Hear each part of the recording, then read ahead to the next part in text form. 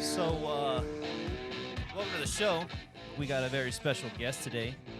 His name's John Henry of Whitetail. Is it Whitetails? Whitetails down. Whitetails Multiple down. kills a year. Multiple kills a year.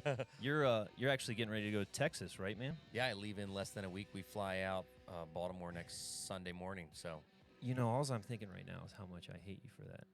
you should, because it is the coolest 9,000 acres you can ever Oh, hunt on.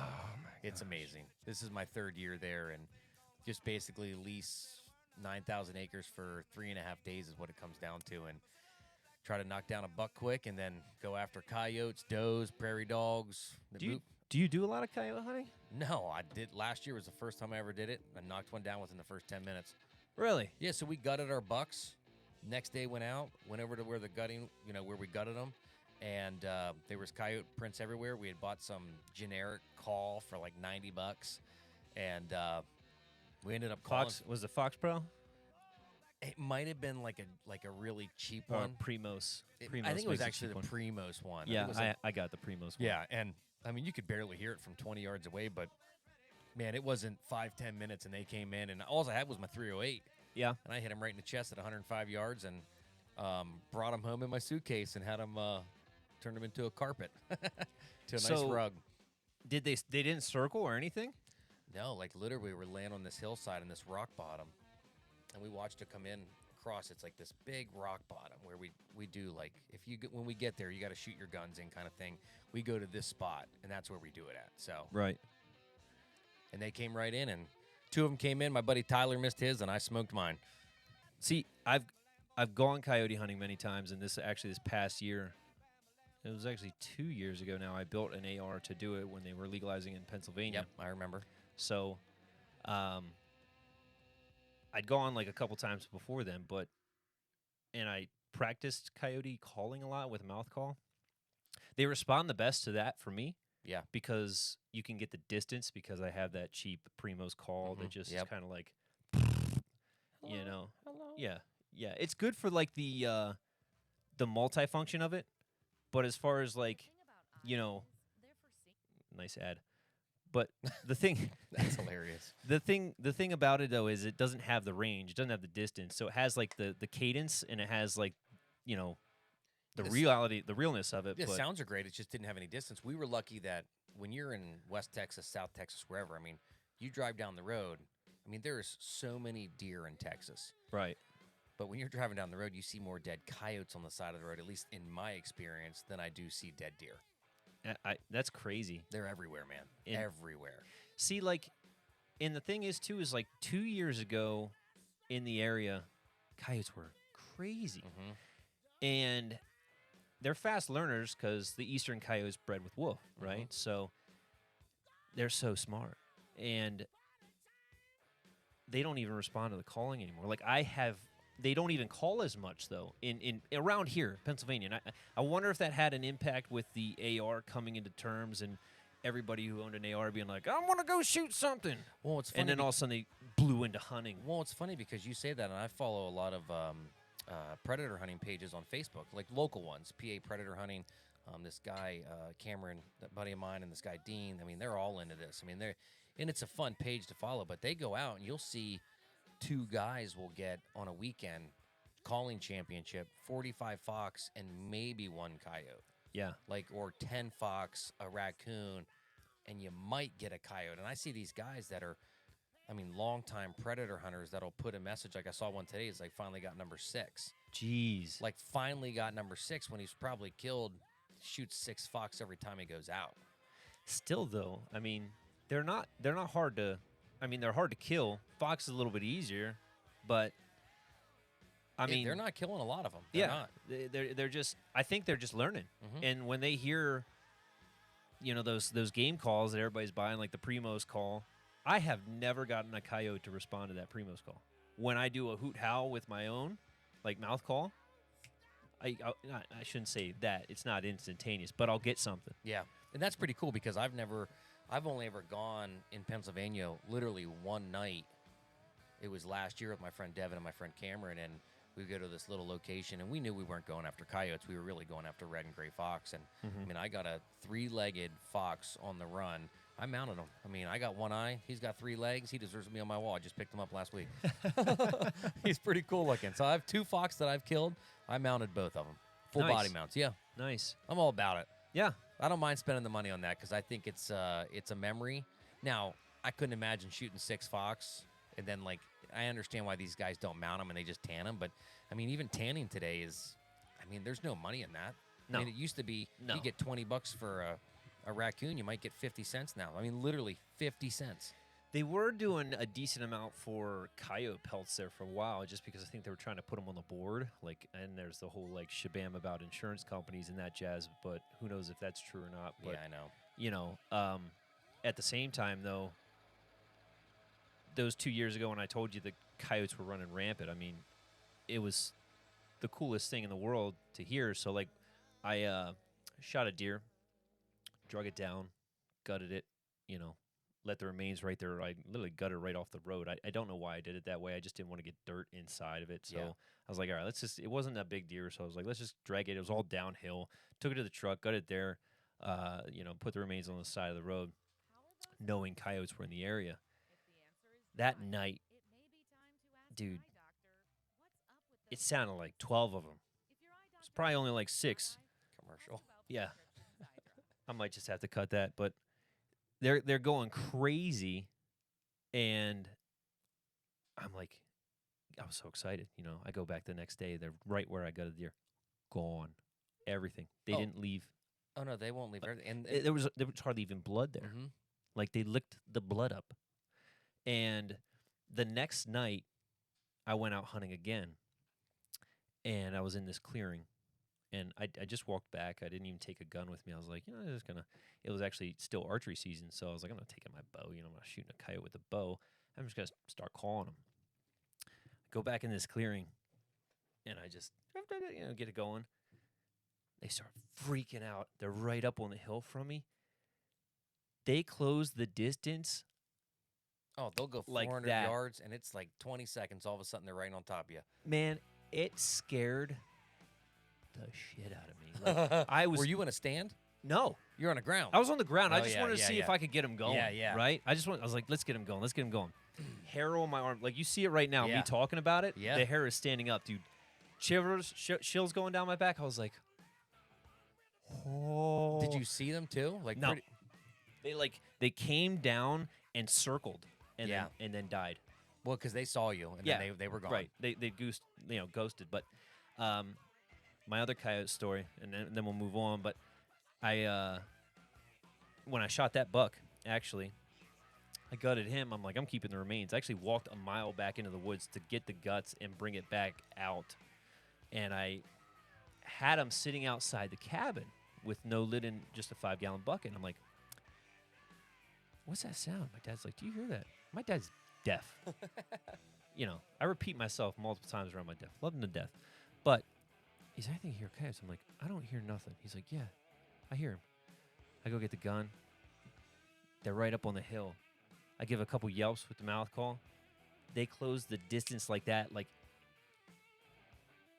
they were just out of my sight, and they were yelping right there. Like, and I wasn't as scared because I had a gun in my hands, and I was right at the cabin. So anything happens, you know, I'll run inside like a little girl, right? Yeah. But it's intense, and I've been so pumped to go coyote hunting, and my wife's cousin is pretty big into it. But he's never even killed one in Pennsylvania. Now, you don't have one yet? No. You know, the one that I shot, which is really cool, is I had that hat on. Same exact hat. This same. Oh, yeah. I love this hat. That's a good-looking hat. Yeah, man. Yeah. When I sent you the picture when I wore this in the truck, my wife was like, I like that hat. Let me have it. I'm like, you can't have this hat. Dude, I have a lot of women that steal my hats from their husbands. I love it, dude. It's always a nice compliment. I was walking out of Dick's 2 weeks ago, and a woman had on one of my shirts. I was like, dude, that's awesome. You're like, she's like, I saw it on the back of your truck. I was like, yeah, I own the company. She's like, that's pretty cool. huh? I like it. I like the local promotion, you know what I mean? Yeah, me too. It's fun. It's been really, it's a small thing right now. It started last year. But yeah, it's going well. So let's talk about it. First off, what made you get into Whitetails Down? What made you come up with the idea? Well, 2 years ago, I was hunting with my buddy Jason, and we hunted all the time, and I started this little Instagram hashtag, Whitetails Down. And like every time we'd go out and we'd be like, we'd get to our Instagram hashtag whitetails down. yeah, yeah, Right. yeah. So we would literally we'd get to our spots and then we'd separate to go to our climbing stations, whatever it was, or our tree stands, and we'd say whitetails down. We'd pound and then we'd walk away. It was like just something that I got into. And then last year I was thinking, I love the camera. I love doing this kind of thing. I love being on the radio, whatever it is. And, we watch these shows that are on the hunting channels, like whether it's the Outdoor Network or whatever, Sportsman's Channel. And as fun as they are to watch, they are not the real reality of being a hunter, let's say in Pennsylvania. That's so true. I mean, you think about a guy that works, let's say 50 hours a week. Right. And he's getting out maybe one night a week and on Saturdays, and that's it. And how much time and effort. And these guys, I mean, how many guys do you know that I've met over the years that literally take their vacation during rut every year? That's what I'm doing. I mean, I see it all the time. I'm taking off. Stupid Pandora or this thing. I'm taking off this Wednesday, Thursday, Friday. Yeah. And I haven't even hunted once yet this year. That's insane. Like, to me, with my job, and I run a real estate company, and that's what I've been doing for 14 years. I have the flexibility to do, to hunt every afternoon if I want, going to the office early, yada yada yada. Right. But, and I was thinking to myself, like, why can't we make like a different type of show where it's literally like, you're getting up early, whatever, your partner, your significant other's very irritated with you because you're never home, like, what do they call it? A hunter's widow, things like that. And, you just don't see all that on TV because, like whatever you have, I'm not going to mention any names, but you have all these big shows, right? Well, they're all edited. They are. And I'm not saying there's anything wrong with anything that they do because, like, No. if you look at the Drury family, I mean, they have revolutionized different phases. For, like, a hunter like me, to learn the different phases and to understand what they're like, here's when I should be hunting at this time of year, these days. And I'm talking 4 or 5 day spans. Right. It's been a big thing for me because I did not grow up with hunting. I started hunting when I was like 32. I'm 39 now. So this is like my 7th year, maybe my 8th year. Okay. And so I just wanted something different. So I'm like, let's make Whitetails Down TV. Let's make some cool clothes. Let's do some cool, fun videos. And let's just see what happens. And I wanted to kind of connect with local people that are like-minded, and that's kind of how it just started. Yeah, I saw your video at the Beagle Club, and you had a bunch of kids there and stuff like that. Oh yeah, we did that again this year too. This is the 2nd year. That was at Breakneck Beagle Club, which is in Zelienople, which is Cranberry Township, right outside of Pittsburgh. So what do you guys do there? So, it has nothing to do with deer hunting, but it has to do with like-minded people getting outside, and it's still hunting. I mean, beagle hunting is still a thing. If you ask anybody that's in the world of beagle hunting, it's a dying sport, and we're just trying to get kids out there to understand it. So the first year we did it, I think we had 75 kids show up to this event. My buddy Mark, who's one of my best friends, I grew up with him, and we hunt together, and we're members of the Carlisle Beagle Club together, and he's the president, yada, yada, yada. But he owns a butcher shop, and, he works at the Army barracks. He's just a good guy, and, he's got kids, and he's got them into this Beagle Club hunting, and he's got them doing this and that, and, there's just not that many kids that do it. And, look at all the kids. Like, the other thing with Whitetails Down is getting kids outside. Right. Look at this iPad. Like, how many times you go out to dinner, and it's like literally the kids are walking to their table, and they're staring at an iPad. Like, I don't have kids, so I don't know how hard it is to raise them without those things. Right. But, dude, it drives me insane. You weren't raised on it. I wasn't raised on it. No, I was raised in a trailer, poor, and I had to be outside if I wanted to have fun. Because I remember I had an Atari once, but it didn't really work very well because I think we got it used. And then, of course, I had the Super Nintendo. Just to get every game to work. Life support, you're like, gotta pump it in. Oh, yeah. Pump it out, pump it in, pump it out. Pump it in, pump it out. Start. Oh, my God. Yeah, so, and that's the same idea. It's like, let's just get these kids outside. Yeah. Let's have them meet other kids and be outside and do it and learn about trapping, learn about beagle hunting. We have a falconry guy come. This year we had a German Shepherd this year that came, and it was a police dog. We're just showing kids a different way of life, and that you don't have to be on an iPad or a phone or playing video. Gamers, my gosh, I don't play video games. No. I mean, and I understand that there are people that do, and there's nothing wrong with it. There's not. But, everything in moderation. Right. Everything in moderation. Even yeah, exactly. And that's like we even get except hunting.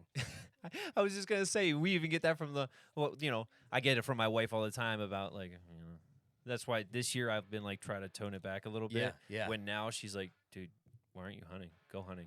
Get away from me. Go hunting. Yeah. She's like, dude, it's time. Yeah. Can you please go? Can you please just go hunting? And this house is pretty big too, so she must be pretty annoyed. No, well, that's why I'm just kidding. That's why we hide. I come down here. I'm like, I'm not here. These walls have ears, though. You got to. They do. So, kind of a similar. I don't want to say similar story, but similar timeline where you started hunting. I know you did a little bit as a kid, and I did as well. I didn't hunt as a kid. Not at all. No, we didn't hunt. I had a BB gun. I mean, I'd shoot some rabbits every once in a while when I was a little kid, but no, I didn't grow up hunting. I didn't get my first hunting license until literally 32 years old. And I'll share something quick. Yeah, go. The first year I hunted, I went to this cabin outside of Racetown Lake. State game lands on a mountainside. The first 4 days I ever hunted, I stood next to a tree for 13 hours each day. Just stood there. Stood there in a. Did you at least have camo? I mean, it's rifle set, full orange jumpsuit on. Okay. That's where you're going with the full. And the first day I ever hunted, it's really funny. I was like, this is a sport, so it's athletic, and I wear glasses. I wore my rec specs. Oh yeah. The first day I ever hunted, they weren't rec specs, but they were similar. Sports You got the glasses. straps. I get it. yeah. So then, is this guy wearing fucking ski goggles? So then the second year I did the same thing, and then the third year I bought a bow. And I'm like, okay, I bought this bow. It was a G5 Quest, decent little bow, starter bow, $500 package bow. And I stood on the edge of a cornfield for 6 weeks. Literally. Like, even if a deer came to me, I couldn't move. Yeah. And then the next year I got up in a tree. So many people still hunt just like that, though. Yeah. And you know what? In some people, you can sit against a tree. And I know a lot of guys that, a lady I worked with today showed me pictures of her husband. He's hunting with his crossbow, and he has a hot plate on a rock, and he's making soup. This is him on Saturday morning. But, he doesn't care. He wants to go out there just to get away, and it's not about necessarily – because hunting everybody's like, oh, did you kill anything or did you catch anything, like catching deers. And it's funny because sometimes it's just getting outside. People don't understand the camaraderie of it. Oh, it's amazing. Like exchanging the stories, exchanging techniques, just talking about what you do versus what they do. Your setup. You hear the setup always getting talked about. What's your bow setup? What's your setup? What's your just turkeys? Like turkeys. I'm a huge turkey hunter. I love turkey hunting. Talk about the setup. What's your setup? What do you use here? What do you use there? Mm-hmm. What kind of call? Split V. Ghost cut. Blah blah blah. And you can just go on and on for hours. It's so much fun to talk about, and it's like a great camaraderie. But like people just, for instance, like I'm sure you've heard about the lady with the giraffe in Africa, like sitting there. I guess she shot a giraffe. Yep, I saw that. Yeah. Yep. So took a picture and trophy this, that, and the other, and like some of my big thing is like I'm proud of my kill, and I'm not just like taking a picture to post on Instagram, and I don't even have Instagram, just to be like, look what I shot. Yeah. And then I just like, well, we don't eat giraffe. I'll walk away from it. You know what I mean? Like that deer over there, that turkey over there, you know what I mean? I got as much meat out as I could. Part of me, I make the trophy, and it's not about the trophy. It's about preserving the memory. It's just like taking a picture. That's the same thing for me. That's why I get them mounted. Right. I mean, I didn't get a huge deer this year in Pennsylvania, and my buddy goes, "You doing a Euro mount?" I said, "No, I worked my tail off. Yeah. This is getting a shoulder mount." Right.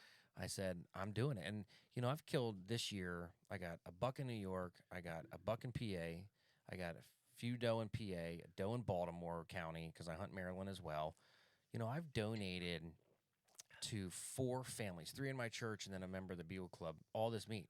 Right. I've spent almost $1,000 on processing deer meat this year, and I've not taken a bite of it. Not that I don't want to. I have a freezer full, but It's the point. It's awesome. Right. Like I get to help. Like the kills that I do, and like even these kills like in Africa, like I'm not all about like there's certain animals that I just don't want to kill. Right. But I know they are eaten, and I know they are there to help villages and people that are hungry in Africa. Right. And I know a lot of these people spend a lot of money on these hunts, and and honestly, they're there. These hunts and the money goes to help preserve this wildlife. And that's what people really miss out on. They think it's just like we're out there going on kill sprees. Now, listen, I'm not gonna say you're not gonna see, you know, the a-holes that are lining up 12 long. I agree. They're all lit, and the first thing that moves, they're just like. And it happens. It happened when I shot that buck. The day I shot that buck, I was dragging it out, and I saw, and they were kids, and just dumb kids like lined up in a row, and there was like a doe and 2 yearlings, and they're just unloading on them, and I'm like, guys, you're missing the point here. First off, if you see a doe and 2 yearlings, let it go. You know what I mean? Like, unless it's like last day. Yeah, unless it's late season, I was told one day if it's brown, it's down. So right. But besides that, if I see I see them, I'm like, all right, I'm gonna let it go, because if you kill the big doe, the chances of those yearlings making it to next year slim to none. You know what I mean? plus that big doe might be the first one to go into estrus, to go into rut. Well, and does it's can be your gonna bring them friend. back. Mhm. Yeah, like Yeah. and you trail cam as much as I do. You'll see the doe come through, and an hour later the buck comes through. Correct. So they're your allies, and keeping them around helps you not only create more deer population, but also brings them in. Correct. So why not that I'm against killing a doe. I'm going to kill a doe. I killed a doe last year. Killed 5 this year. Yeah. So it's just I in my mind, it's the ethics of killing one that has a yearling that's tailing it or not. You know what I mean? Yeah, I hear you. typically, if it's smaller and I'm like, okay, that one's going to live if I shoot the mom.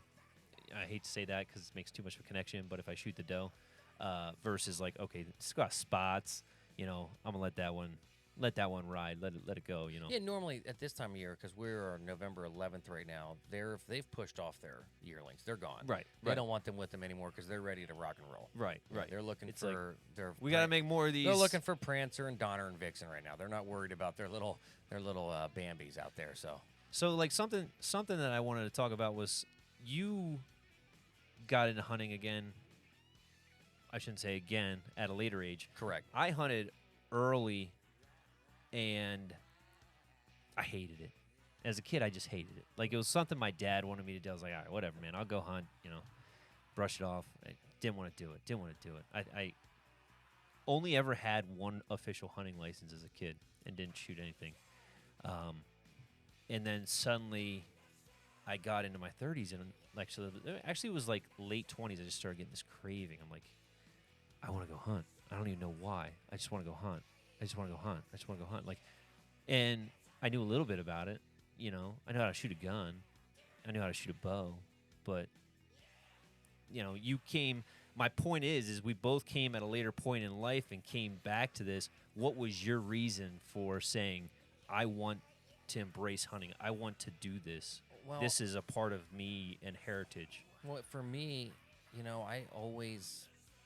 I had this feeling like I wanted to hunt. I remember being like 29 and, 30, 31. I just didn't have quite the money at that time. It was, I was newly sober. I've been sober for 11 years now. I'm a recovering coke addict and alcoholic. Congratulations. Thank you. And as I drink whiskey. Yeah, you're fine. I got water here. They balance each other out. Like those commercials where they take water breaks for alcohol. Yeah. Those are good. But anyway, I just had this urge. Like, I wanted to do it. I just wanted to do it. First off, I've always, where I grew up in all these farm fields and at the foot of the mountain. I think deer are the most beautiful animal in the world. Oh, yeah. And I always thought that. I mean, you have this 180-pound animal come out of the woods, and like just to see something that big, it was just amazing to me as a kid. So I always loved deer. I always thought it was a cool idea to hunt. And, I was sober and I was getting divorced and I was struggling mentally and I needed a hobby. I ultimately needed something to do. And finally one day I was like, you know what?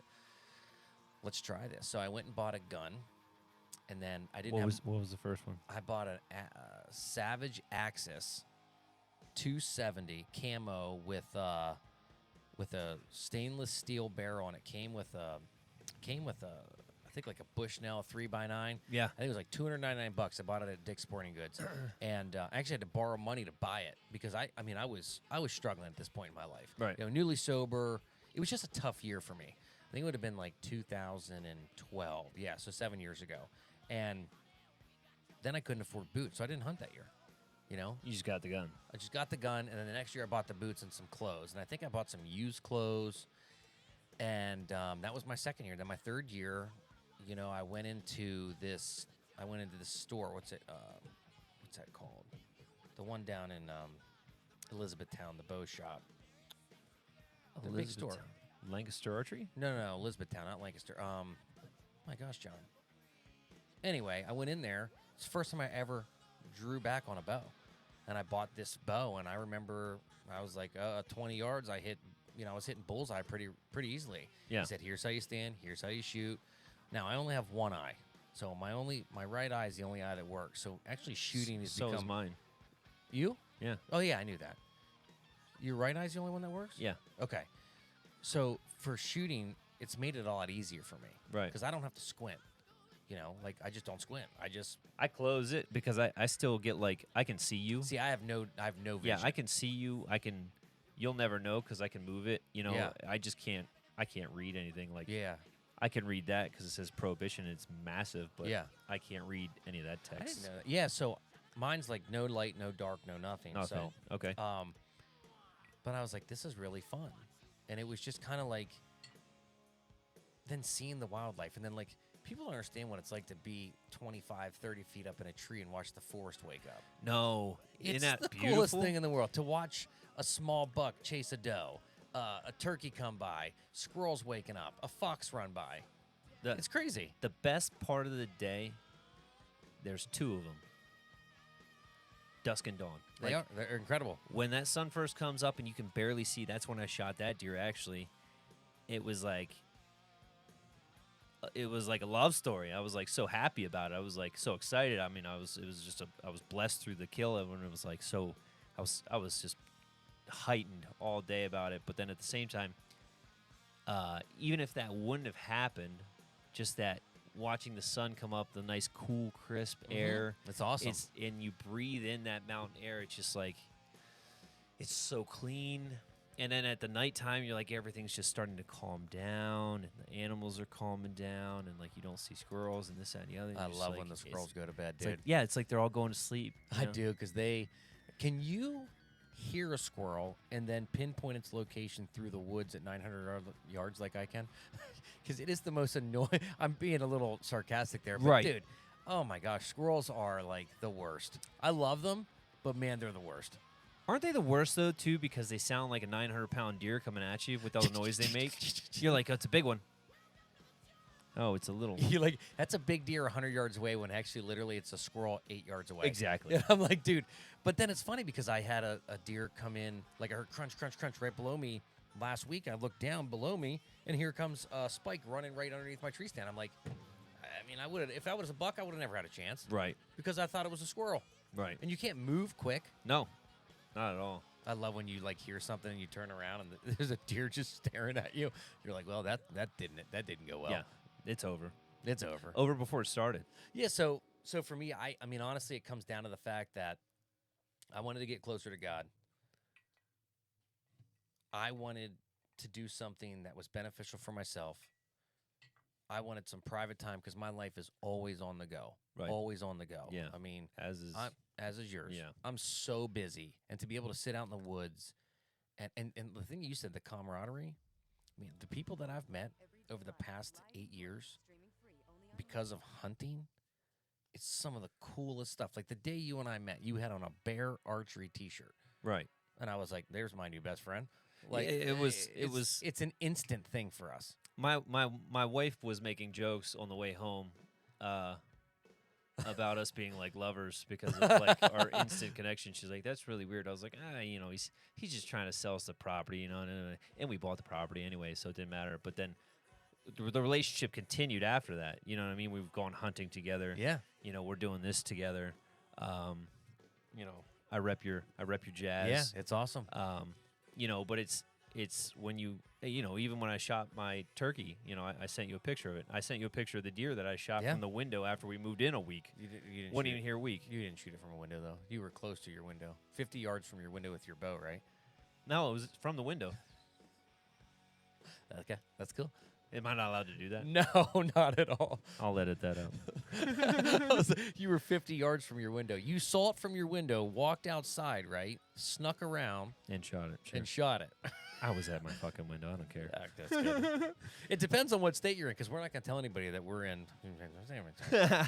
This is basically like Springfield Yeah. in The Simpsons. You don't know what state we're in. Yeah. So that happened. I love when he says, "Am I not allowed to do that?" Am I not allowed to do that? Listen, there's things that I'm probably not supposed to do that I do. No, we all are. Yeah, I bet everybody who's listening to this sped today, right? Yeah, for sure. Yeah. Yeah. Whether you did 10 over, you still broke the law. So, nah. I actually got I shot a deer through my window. Sue me, Yeah, I got a fine last year from the game commission.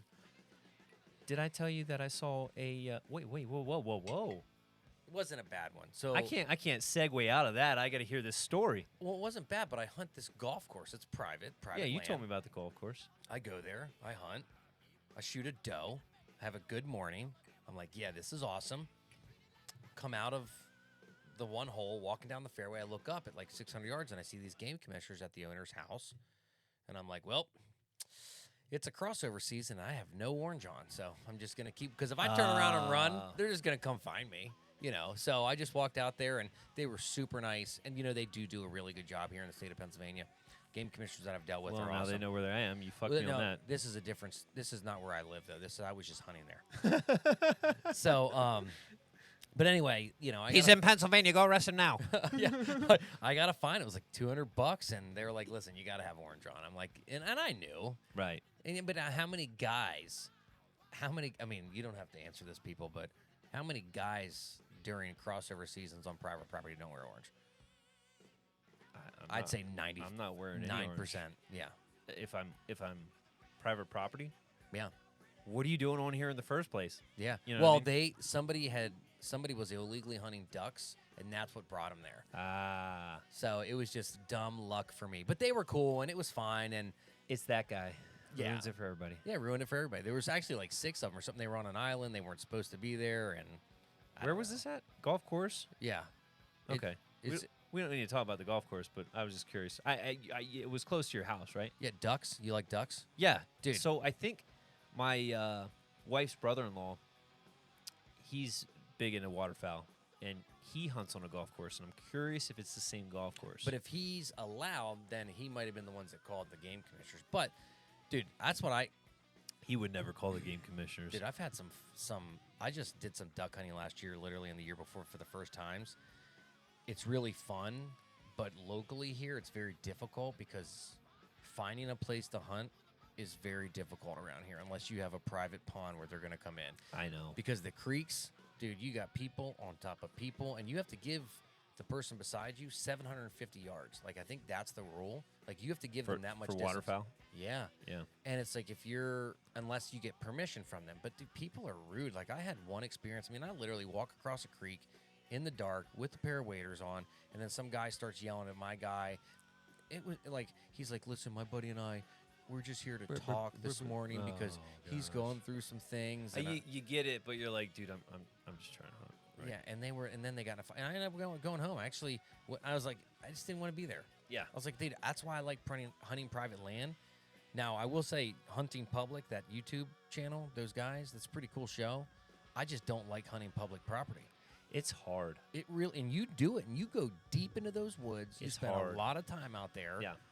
And I just don't want to do it. You have to double down the amount of scouting that you do versus private, because if you're private land scouting, the deer will follow, like, and it also depends how many people hunt that. And it's funny that the guy who was just here, I was talking to him about this.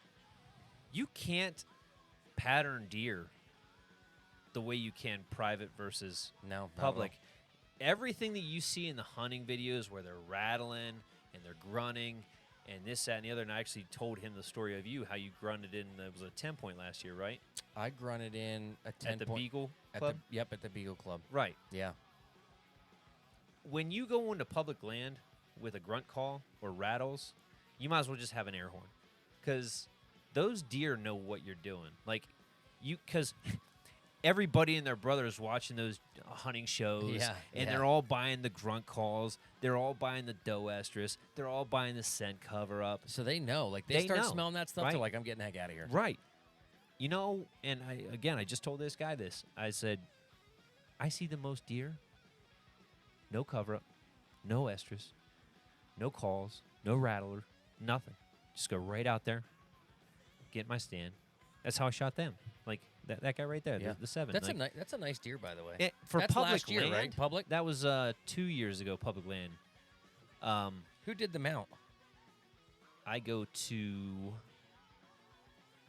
Outback Imagery. Yeah, that's where I take all my stuff. What's his name? Ron or Ronnie? Ron. No. Is it Ron? Yeah, it's definitely Ronnie. not Ron. I'll ask my buddy Mark.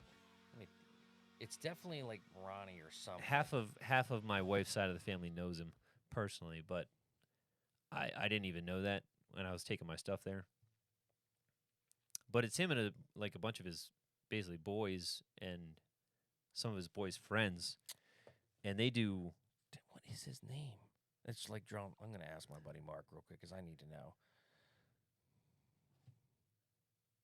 I could ask my wife's cousin Chaz. He definitely knows. Well, he works directly with the butcher shop that my buddy, my buddy Chris owns it now. My buddy Mark just sold it.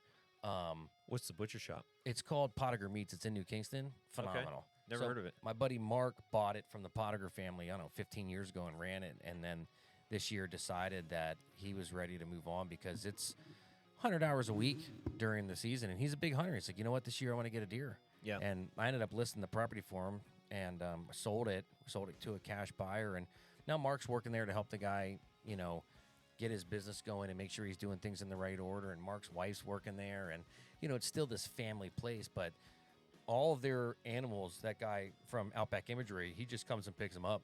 Yeah. And they'll get him 50, 60 deer this year. Dude, he's an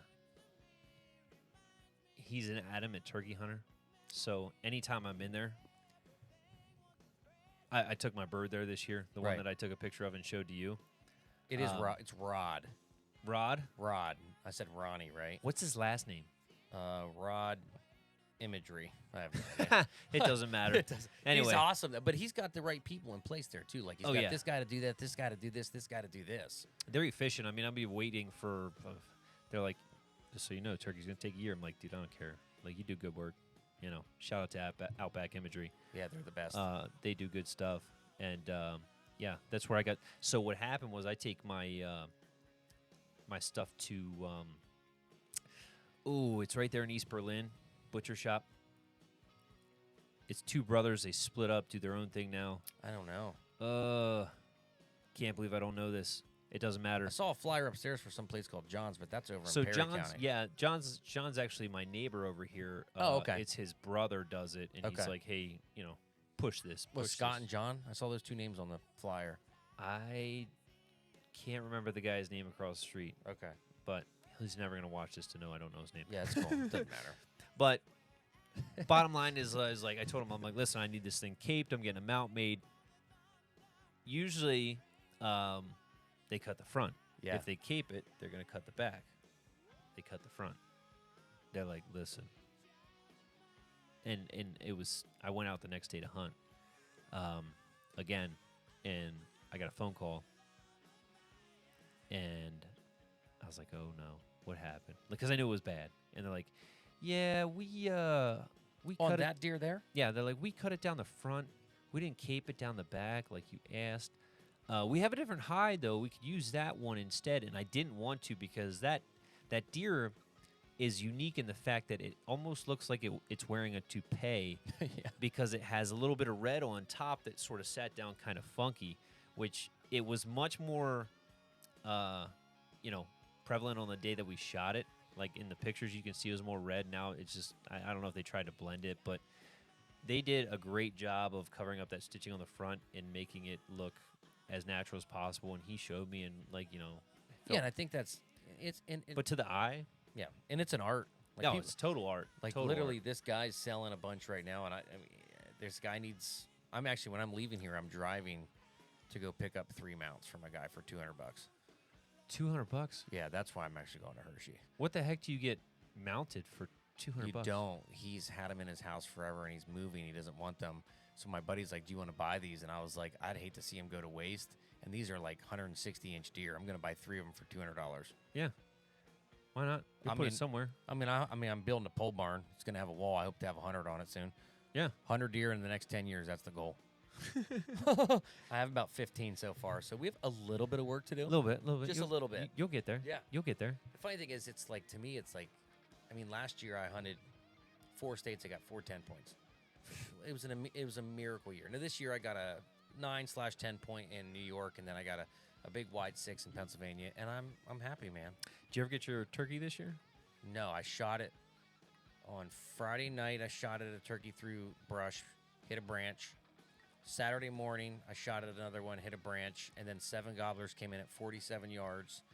I shot at one, forgot to change my single pin from 20, went right underneath it.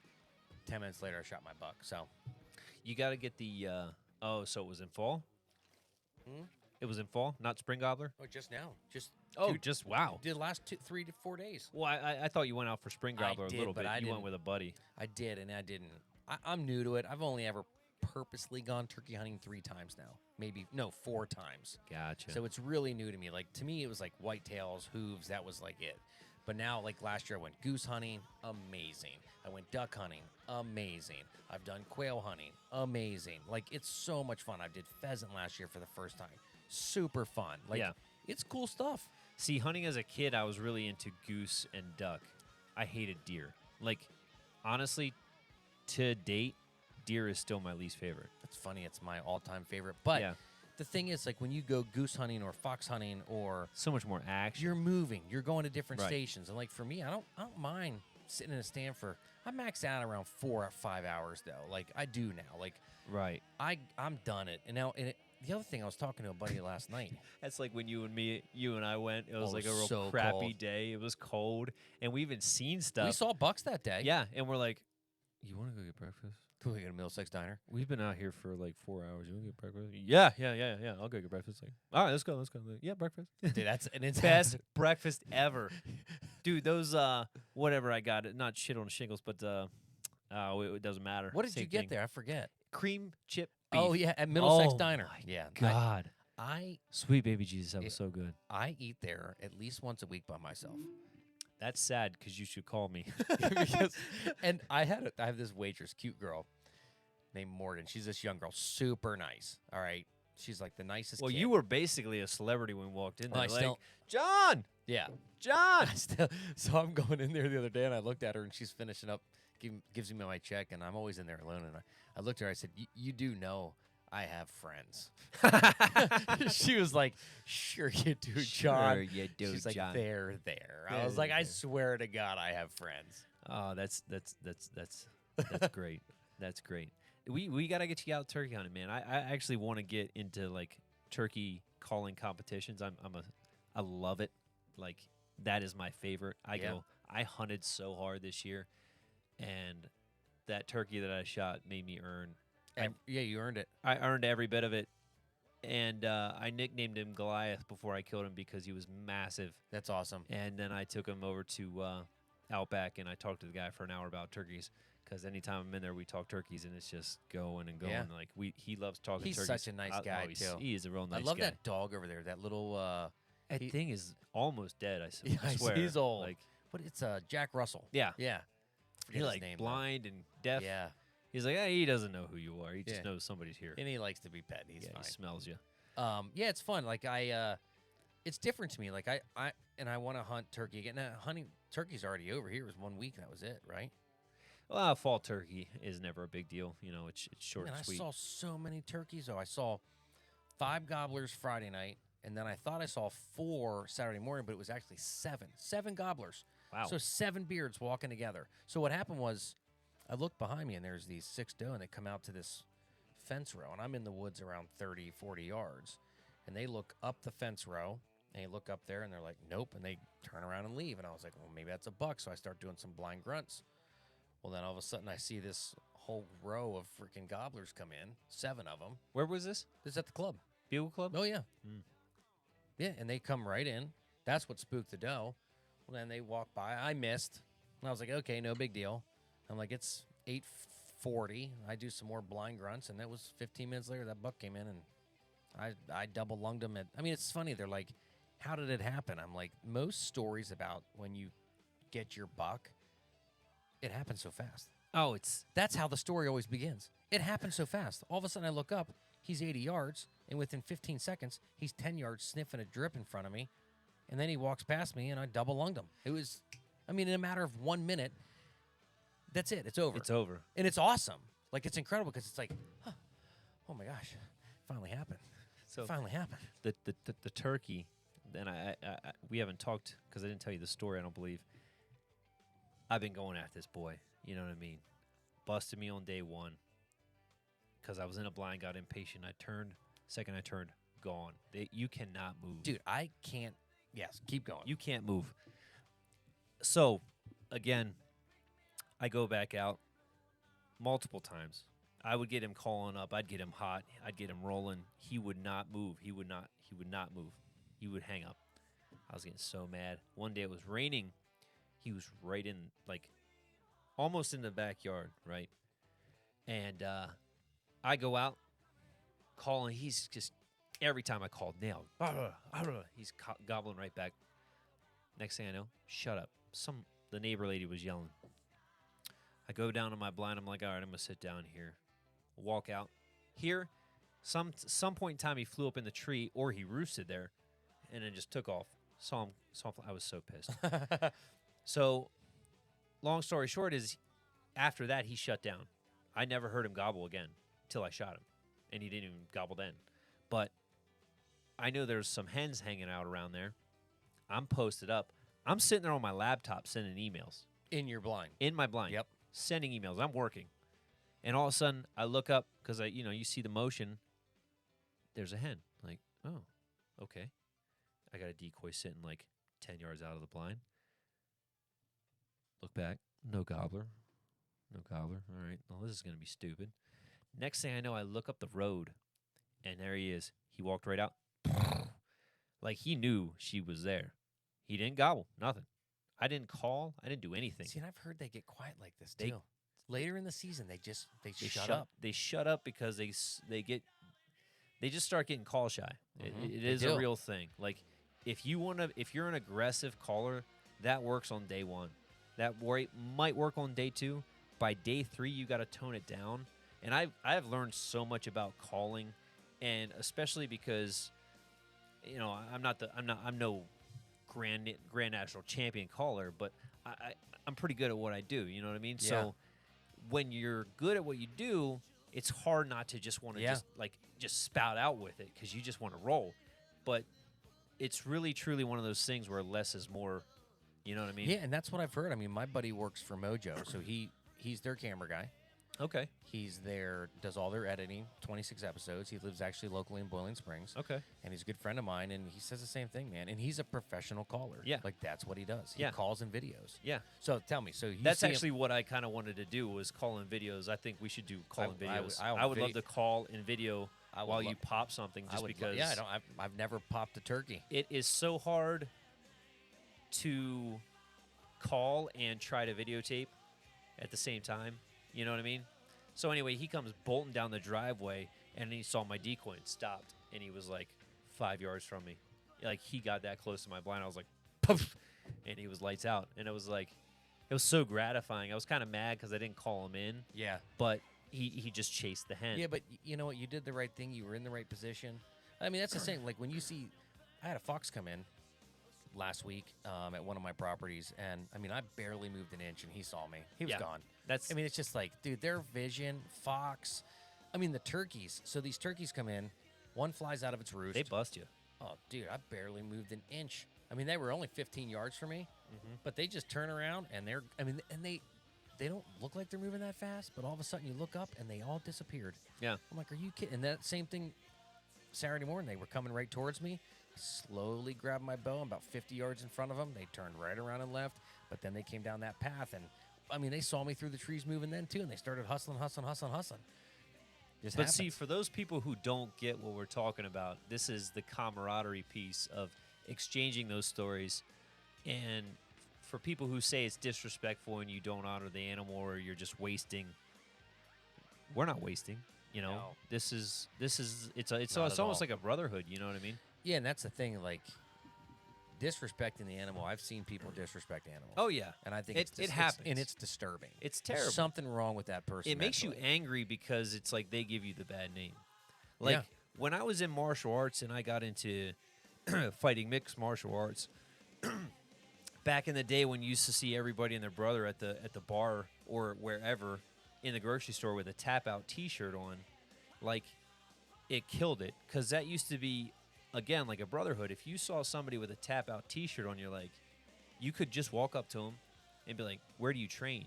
And they'd be like, "Oh, I do this, this, and this, and this." And then it'll be a conversation just like we're having about hunting, Yeah, except yep. about, hey, I fight here. This is what I do. I'm part of this school.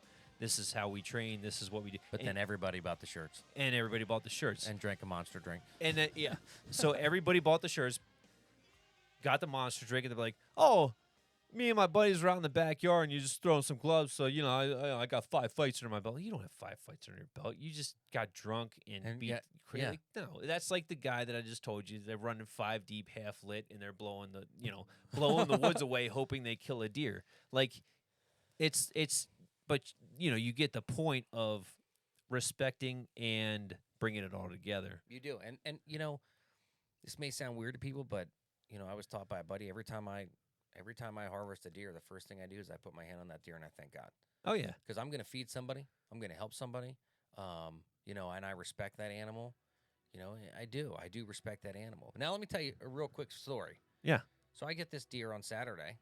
Just this Saturday. Yep, Saturday I get my 6-point, real wide 6. Actually, the buck wise, probably one of the smallest ones I've ever shot, and it was probably one of the most rewarding. I mean, antler size small, Right. Still a good body buck, but I get that. I'm loading this deer up. Guy pulls up in this Mustang, and he flies up to me, and he's like, "Oh my gosh, that's a nice deer." He starts talking to me. He's a neighbor, lives right below where I shot him. We're chatting away, and then the next 45 minutes, I was told how the Earth is flat, and I had to listen to this story. To flat earthers. Oh, a flat earther. And I mean, I'm convinced. I'm not. I'm just kidding. But, dude, the stories this guy told me, they were incredible. I mean, like, you're supposed to live to 1,000, and they've programmed our bodies to 80. And there is no gravity's a made-up word. So, like, I mean, he and then he wrote down notes and videos and YouTube channels that I have to watch, and then he put his phone number there. I got to call him. And then, but the whole time I was like, you know what? This guy's going to help me put this deer in the bed of my truck because I can't do it alone. I waited 45 minutes. Said, "Hey, by the way, can you help me put this thing up there?" "Sure." And that was it. I got you, man. I was like, dude. And he was really nice to me. He was like, "Most people don't listen to me. I can't believe you're listening to me." Yeah. And Yeah. and then I told my buddy Mark, and Mark would have been. Mark says, "I would have just walked away." Yeah. Yeah. So you started Whitetails Down, and basically kind of started out as a YouTube or not. Do you do YouTube stuff? Yeah, I have a couple of hunts on YouTube. I have couple an hunts on Axis YouTube? buck, Texas hunts last year, some Beagle Club videos. I did some testing for Keystone Gun Sales with some cool stuff that they had. I remember the AR. The AR 12 gauges. I have 3 of those. Yeah, you still owe me one because you're like, if I don't, I'm gonna sell them. You told me you were gonna sell one. Yeah, I got you. I got you. I still have 2 left. I'm just busting your nuts. So I you kept the black and the camo, and you got rid of the cam or the other black one. You're like, I'm keeping both of these. maybe They're maybe sweet not. guns. They They're are sweet pretty guns. cool. But it's a lot harder than I thought it was going to be. I'm literally doing this 100% on my own. I'm learning how to edit videos. I just did one the other day.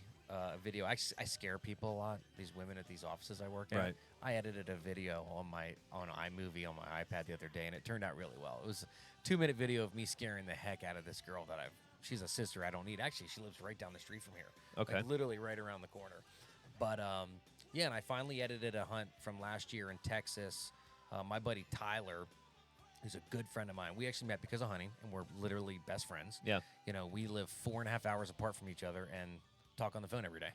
and we're traveling to Texas together, and we hunt together, and he. Now I'm jealous. Why don't we talk every day? Well, And you go don't, to Texas you don't together. call me. You got to call. And because I'd like to talk to you more, because I want to turkey hunt with you too. Yeah. But he, it was him getting. He was a guide. Like, he worked for an outfitter. Yeah. And biggest deer he ever shot was maybe like an 8-point like yours on the wall, which is a nice deer. But to be an outfitter and to help guys shoot 150s, 140s, so I take him to Texas, and our first night there, he shoots a 12-point. Then it might have scored a 130, but it's the biggest deer he ever shot. And the video that I had done, that I made, which I'm actually going to put on my YouTube channel tomorrow, it's awesome. It's a nice 7-minute video, and it's our trip. And we leave Saturday night, and I can't freaking wait, man. This is my favorite 5 days of the year. How many guys go on it? It's just Tyler and I. And you got a place? So my buddy Joey Palumbo. Okay. Joey Palumbo actually is one of the professional hunters for Heartland Waterfowl. So he's on TV. He's like one of their stars. So Heartland Waterfowl is a really, really big waterfowl channel, like our waterfowl TV show. Okay. Probably the most popular show out there, one of them. And Joey works for this guy. The guy has all this land, and a group of guys get together, and basically everybody spends a certain amount of money, and we all get a chunk of the property to hunt for so many days a year. Right. So what I'll do is I'll go down there. We'll fly to Midland. Joey P will pick us up Sunday at noon. We will go get something to eat, a Whataburger, because it's the one time a year I get fast food. And then I'll go to Academy Sports. I'll get my license. We'll literally go back to the house, get changed, and we will drive down. It's called Stiles, Texas. It's an old ghost town. And we'll get down there about 45 minutes later. We'll go check cameras in the side-by-side, and we'll be in our blinds by 3 o'clock-ish, and it doesn't get dark till about an hour later there. Nice. So we'll get about 3 hours of hunting in first night. So where do you crash at? His place? They have this really nice house we stay in. Nice. It's really sweet. We stay in a really nice home.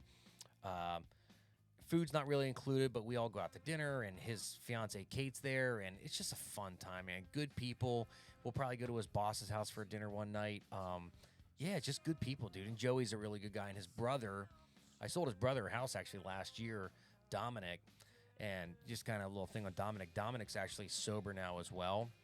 He was actually, he's doing really well. So Nice. He got his 7-point this year, but he'll be down there the next week. He goes down. Yeah. And hunts, and he was mad that I got there before him, because we're gonna hopefully get some prime picking, because there's some nice bucks there this year, dude. And it's right in the middle of pre-rut chase time when we go down there next week. So you said something kind of interesting about shooting guns and the shotgun, the AR 12 gauge, yeah. What's it actually called though? It's an AR-12. AR-12. Yep, That's AR-12. what it's called. Yep. So and you understand this, especially if you've shot an AR-12, which is basically an AR-15 with 12 gauge shotgun shells. Boom, boom, boom, boom, boom, boom. For the people who don't understand, I don't want to say Second Amendment, because I'm not like one of those guys who's like, Second Amendment. I am, because I'm like, you're not taking my shit. Yeah. But I'm not, that's not all I want to talk about. It's just like, if you're going to threaten it, okay. But at the same time, I'm a responsible gun owner. As am I. As are you, right? I've been to your house, when you were there, and Yep, you my had gun safe, a yep. vault, Mhm. basically, Yep. where you kept your guns. And when I say it was a vault, literally this guy didn't have a safe. He had a room with locking Security pad, cameras, keypads, everything. ridiculous. You can think of, yep. Fort Knox would be easier to break into than this place. But point is, you're responsible. I'm responsible. What's the feeling that you get? Because, you see these YouTube videos of, some Democratic guy, and not to mention it, if you're Democrat, it doesn't matter. I am not. I will officially mention that. Okay, well, it's just the point of they take the video with this guy, and he shoots the gun, and it's an AR-15. An AR-15 has no recoil whatsoever. It's the step up from a 22, right? Oh, it's very small. But my point is you get like a euphoria feeling when you shoot a gun like that, right? You have a lot of fun. It feels great, right? Talk about that. Tell me what you feel and how you're responsible with it, and how taking it away from the people who are responsible isn't, it's not going to mesh. It's not going to make sense, No. right? Don't you think? Yeah, to me, it's like, there are definitely people that should not own those types of guns. Right, 100%. But there's also those types of people that even if they aren't supposed to own them and they can't get a hold of them legally, they're going to get one. They're going to get them. They're going to get them.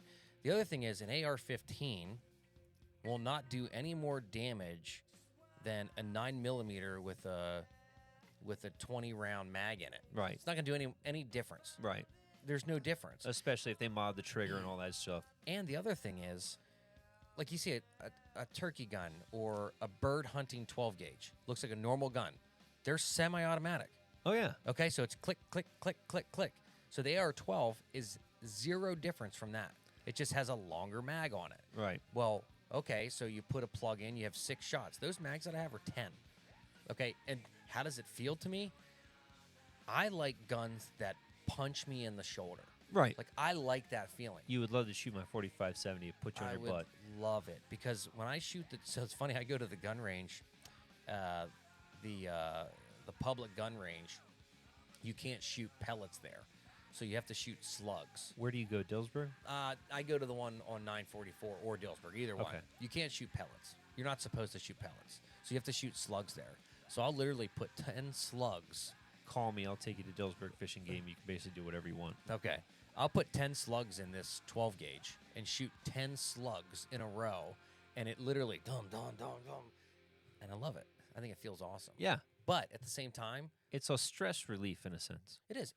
But I'm not out there, like, to me, it also, people want all these semi-automatics for hunting. I don't know what I think about that. I like archery. I Right. don't want to be out there during gun season anyway, so I don't care what those people do.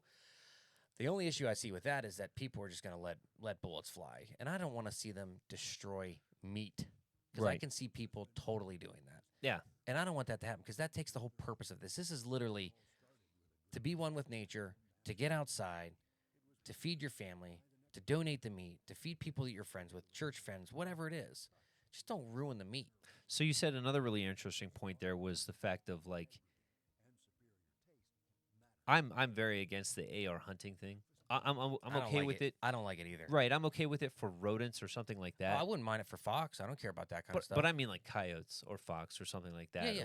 But outside of that, I was so against it because I'm like, this is going to bring so many more people to hunting, and I get why they're doing it. They're just doing it to try to get more money. It's a money. The state is still a business. The Game Commission's a business. They're trying to get money. I remember they put an article in the paper about where I hunt in Michaud State Forest about how the deer population was overrated and they had a boatload of tags left for doe. People needed to buy them. I'm like, my dad and I are talking. We're like, what are they talking about? Like, it's I scarce hunt as Michelle, hell. and I hardly ever see deer there. It's hard. It's very really hard. hard. It's very And hard. you ever see the caravans of people that come through there? Oh yeah, When there's 15 of them that do drives during rifle season? so It's stupid. insane. That's where I was in Michaud when the drive happened with those guys. It's and insane. And they have to fill out a roster. Did you know that? No, you I didn't. legally can't do that unless you have a full roster with you. To put a drive on. Oh yeah, Ah, on that game makes lands. sense. That makes But sense. yeah, to me it's like now hog hunting, take an AR. Right. Fantastic. But But you're right. for It's big game, come on, man. It's the tool for the job, Mhm. right? It's not just I want to go shoot my AR, right? You know what I mean? But my point is we sort of get lumped as a whole with being a Second Amendmenter when I'm like, no, these are separate. Like I hunt, right? The AR has its place for fun, but I'm not just looking to go slay stuff. You know what I mean? No, not I'm at not all. looking to massacre animals and degrade it or this, that, and the other. And I'm just like you. I want to tag out an archery season. The reason I want to tag out an archery season, because it's cold. thank you, It's cold. it's cold, and it's just the story's going to be that much better, and it's so much more gratifying. It is. It's funny because, especially during archery, like Saturday morning was my last day of archery in PA. It was 19 degrees when I got out there in the morning. I wasn't cold because I had on proper gear, and it wasn't windy. The wind Yeah. is what kills you. I don't want to go out in lead season. I don't want to go out in rifle season. To be honest with you, I don't want to be Me part of neither. the pumpkin patch. It's I just remember so cold. Yeah, the first year I did rifle, I actually lived in Hershey. I didn't. I actually, it gets daylight out. I'm in this small game lands, and I look to my left, and it's like, what is that? 20 yards over there, freaking a guy in orange. Right. Look to my left, 30 yards, guy in orange. Guy over there. Guy said, what the hell happens if a deer comes out here? we're all gonna freaking shoot each other. It's stupid. And then 10 guys come walking in smoking cigarettes. Right. Like literally at 20 after daylight, I got up, went to Walmart, went shopping. I said, this is stupid. And it was snowing. I Right. said, I'm not doing this anymore. Now, I liked hanging out in Pennsylvania too because I like to travel and hunt. So I got Maryland property. I have New York property. I might do a Kentucky hunt later this year. I don't know. I might even go to Alabama in February for my birthday because that's when their rut is. Yeah. Like it's literally prime rut. Well, it goes down, yeah. Yeah, and I'm just excited. Like I love. Oh yeah, let me give you your gifts, dude. So I got some new hats. These are my favorites that I've done so far. So I think as time has gone on, my gear's gotten better. But this is the new our new Richardson Flex Fit, the whitetails down. Love that hat. And then I had these vests made. Take a peek. You don't need the sticker. But these vests are pretty cool too. So I got these vests done, and it's the same exact camo as that hat, which is really cool. So I'm digging it. got that nice W on it. I got this one done too, but this vest I had specifically done just for John. That's me. And then I got this done. So on the back, I got the whitetails down on the back too. So I think these look great, dude. They do. They do. I like them. Thank you, sir. Very And nice. it's funny, I was never a vest guy until I got into hunting. Now it's like every guy that I know that hunts wears vests. It's funny because same thing. I basically started beefing up on vests because they're just so much easier to walk around on.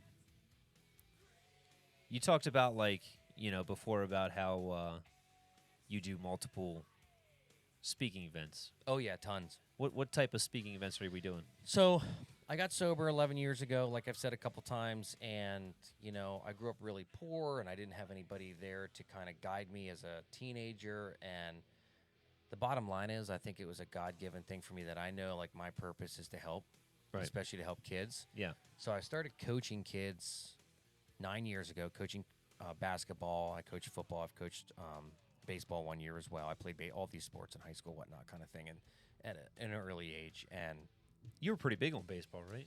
I was when I was really young, and then and I played off and on till I was like 19. But once again, I was a drug addict and I was an alcoholic, and I was suspended a lot from school, and there was a lot of stuff like that went on. So I missed out Right. on a lot. But that being said, I remember just somebody saying, "Hey, would you want to speak in front of this high school?" And I went out there, and I remember I used to hate doing speeches. People don't like doing that. Right. And now I do about 20, 30 speaking events a year. I also work for a company called Please Live for suicide prevention. It's Alexa Moody is a local girl from Cumberland Valley High School. She founded this company, and I work for them. I mean, I don't really get paid, but I work for them, and I actually go speak at high schools about suicide prevention and awareness because I'm a recovering drug addict. Of course, I've been suicidal. Well, I get it. Yeah. And I still have issues with that today. And last Monday, a week ago today, I spoke in front of 600 kids at a middle school because it's not too early. Because I started in 8th grade smoking pot, and by the time I was 14, I was a coke addict. And then acid, PCP, I was doing, sniffing heroin. I never got into needles, smoked crack a couple times, doing Oxycontin. But ultimately, I was an alcoholic that when I drank, I could not stop using cocaine. And I stopped I started when I was 14. I didn't finish till I was 28 years old. 28 years old. Yeah, I was a coke addict for 14 years. Which is kind of crazy because you can almost correlate that on your timeline of being like hunting. Yeah, As your new Coke. Yeah, because I definitely had some other habits when I got sober that weren't healthy for me either. And just to kind of get rid of those habits and find something that was more wholesome for me, like the coaching kids sports. I've coached varsity, I've coached middle school, other high school, but I'm telling you, man, 2nd, 3rd, 4th, 5th, 6th grade, that's where I like to coach. That's my favorite. Yeah. And just finished a football season this year. I coached 2nd and 3rd grade, and then I'm coaching 3rd and 4th grade basketball this coming year. And I can't wait, man. That's Can't awesome. wait. It's a lot of fun to me. And just to have that ability to give back. And the kids love me, man. I'm fun. I am fun with the kids. They think it's a lot of fun with me. And the parents love me. And I tell them all, like, I'm not shy. Like, we're in a church, and I'm like, yeah, I'm a recovering coke addict. I don't mind telling a parent that. It's notable in how like upfront you are about it. You know what I mean? Most people are like, yeah. But you're like, is what it is, man. Judge me for what you will. Yeah, if you I want don't to judge really me for care. it. And I remember the day. I'll say one last thing before we finish up. I was really in rough shape from 22 to 26 or to 28. The year I was 28 was probably the shittiest 6 months of my life.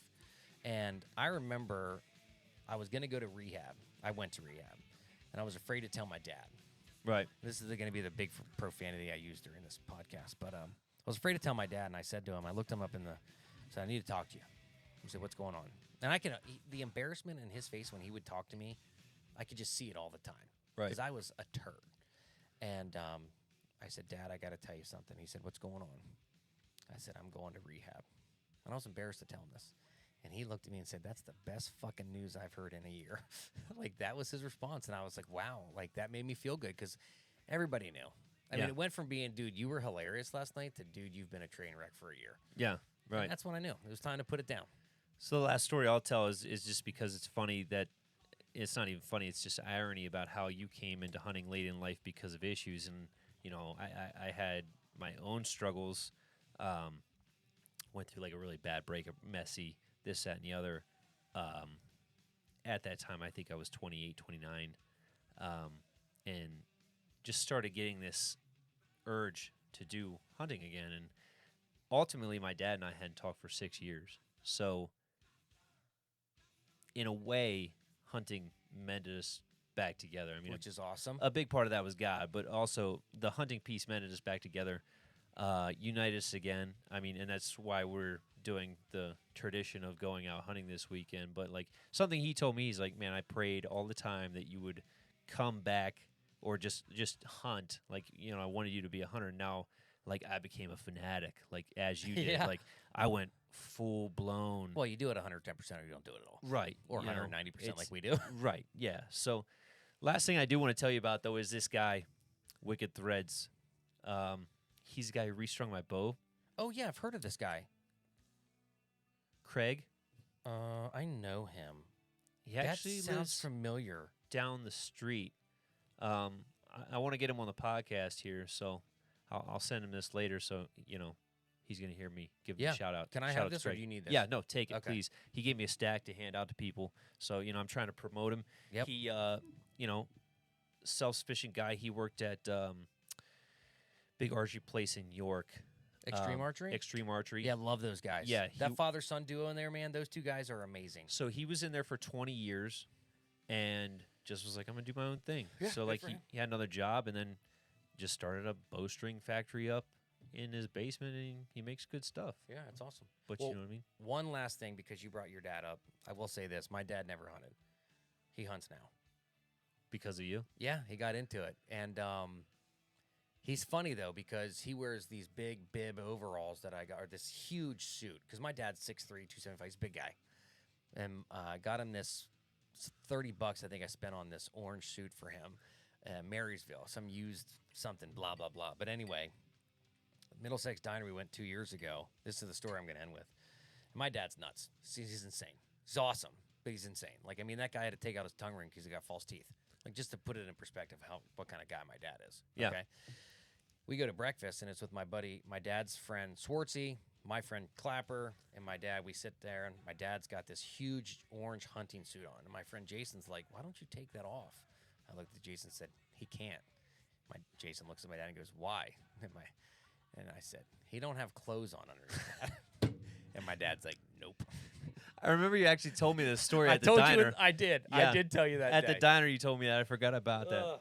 He's hilarious. Well, thank you, dude. Yeah, Thank you John, thanks for having me. coming out, man. Yep, this was awesome. Where can people find you? Give us Whitetailsdown.com. Okay. You can also find me Whitetailsdown on Facebook, and then hashtag or at Whitetailsdown on Whitetailsdown TV on Instagram. So on Instagram. Okay. yeah, so just look me up, John Patrick Henry. Yeah, I'm on Facebook, whatever. And if you don't see gear that you want on whitetailsdown.com, ask me. I can make anything for you want, dude. Seriously, this is all about helping people, being custom. I love it. Like-minded people, staying local, and just meeting cool people. Like, that's what it is. So Yeah. thanks, man. Yeah, definitely. I appreciate it, buddy. Thanks, dude. Yeah, we'll do it Awesome. again. Yep.